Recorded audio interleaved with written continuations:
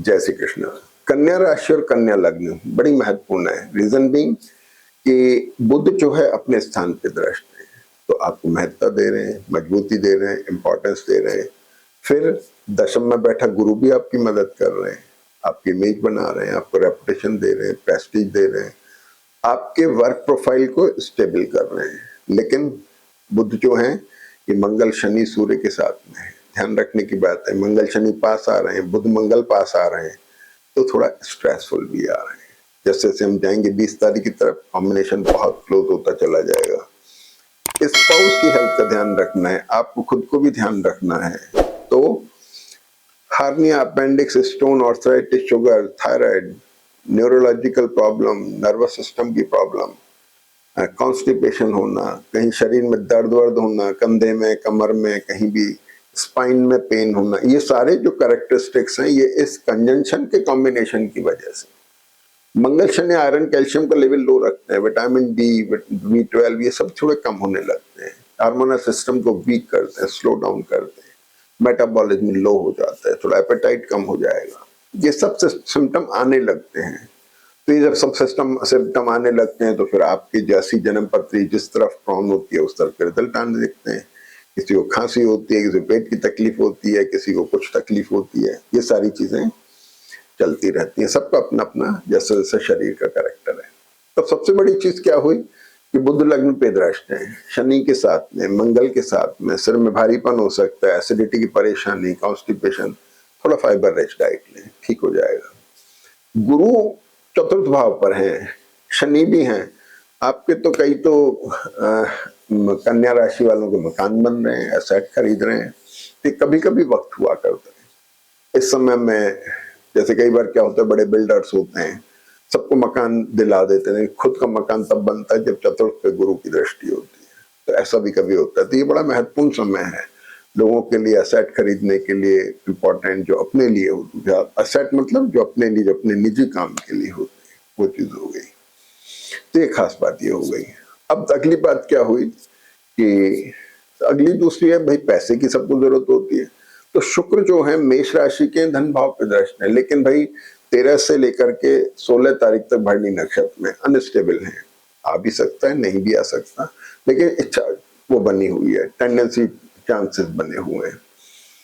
दूसरी बात ये हो गई कि तीसरे स्थान का लॉर्ड मंगल है, सप्तम में जाके बैठ गए मंगल शनि के साथ में, एफर्ट्स में कमी नहीं लानी है। दूसरी बात ये हुई कि चतुर्थ भाव का लॉर्ड गुरु है, मैंने आपको बता दिया। पंचम के शनि जो हैं वो भी वहीं पर बैठे हैं, तो आपका विद्या बुद्धि संतान का अगर सप्तम में हो गया तो आपके अंदर चिंता हो गई, मैरिटल बिजनेस रिलेशनशिप, आपके स्पाउस की हेल्थ, आपका प्रोफेशन, पेरेंट्स की हेल्थ, इनको लेके आपके अंदर चिंता हो गई। उन सबको ध्यान रखना है, सब स्ट्रेस में जा सकते हैं। और ये तब ध्यान रखने की जरूरत और ज्यादा है जब 15 से 17 में चंद्रमा मीन राशि में होंगे। मीन राशि का चंद्रमा बुध के साथ होगा, शनि के साथ होगा, तो all of sudden gain, all of sudden loss का कॉम्बिनेशन बनता है। जो लोग शेयर मार्केट, गोल्ड सिल्वर का काम करते हैं, बहुत एहतियात बरतें, केयरफुल रहें, थोड़ा सा संभल के काम करें, स्पाउस की हेल्थ का ध्यान रखें, अपने रिलेशनशिप्स का ध्यान रखें, किसी भी वजह से कुछ ऐसा ना हो ये स्ट्रेसफुल हो जाए।